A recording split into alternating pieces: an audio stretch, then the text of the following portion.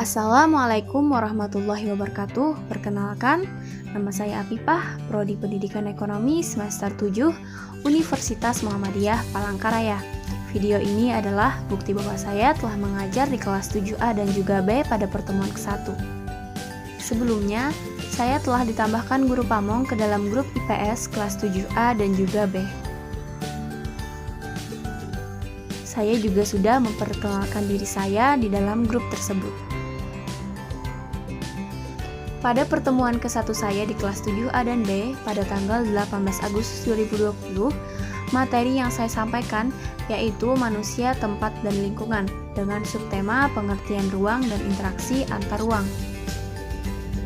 Satu hari sebelumnya, saya sudah mengingatkan siswa bahwa akan ada pembelajaran pada hari Selasa 18 Agustus 2020. Kemudian, pada hari itu saya mempertanyakan apakah siswa sudah siap belajar. Sebelum memulai pelajaran hari ini, alangkah baiknya kita berdoa menurut agama dan juga kepercayaan kita masing-masing. Jadi, tujuan pembelajaran hari ini adalah setelah kegiatan pembelajaran dilaksanakan, saya harap kalian bisa menjelaskan pengertian konsep ruang, kemudian menjelaskan pengertian interaksi antar ruang, kemudian menyebutkan contoh interaksi keruangan antar wilayah di Indonesia. Kemudian saya memberikan materi berupa PowerPoint di grup tersebut.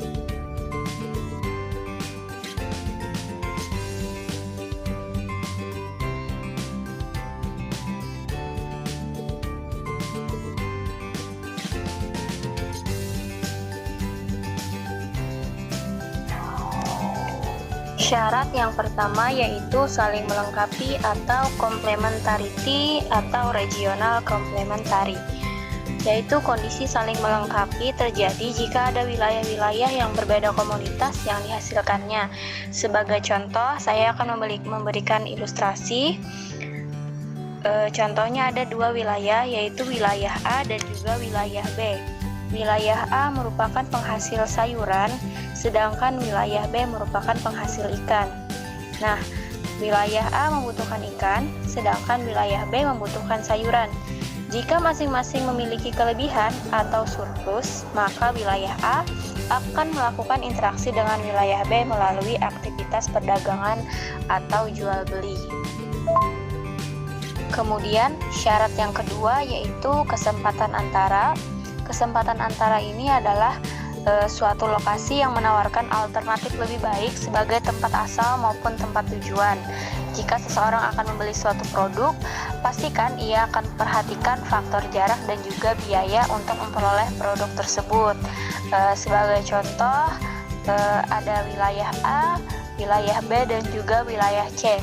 Nah, wilayah A ini biasanya membeli ikan ke wilayah B, namun kemudian diketahui ada wilayah C yang juga penghasil ikan.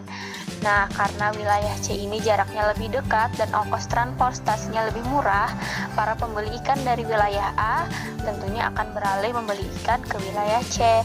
Akibatnya interaksi wilayah A dan wilayah B melemah.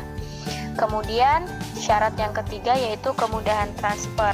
Maksudnya adalah pengangkutan barang atau juga orang itu pasti memerlukan biaya. Nah, biaya untuk terjadi interaksi tersebut harus lebih rendah dibandingkan dengan keuntungan yang diperoleh. Jadi, jika biaya tersebut terlalu tinggi dibandingkan dengan keuntungannya, maka interaksi antar ruang tidak akan terjadi lagi. Nah, kemudahan transfer dan biaya ini juga sangat tergantung pada ketersediaan infrastruktur, sarana dan juga prasarana yang menghubungkan daerah dan tujuan.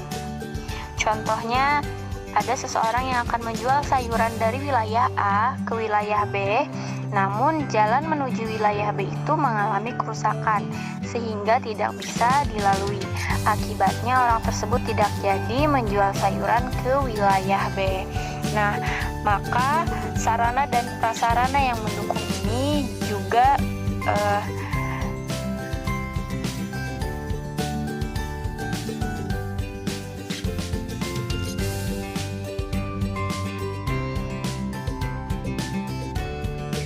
Untuk materi minggu depan, kita akan membahas tentang potensi sumber daya alam dan juga kemaritiman Indonesia. kita akan membahas di mana saja potensi sumber daya alam dan juga kemaritiman tersebut berada, mengapa Indonesia sangat kaya akan potensi sumber daya alam dan juga kemaritiman. Nah, pertanyaan tersebut nanti akan kita jawab sama-sama pada bagian C di halaman 22. Terima kasih.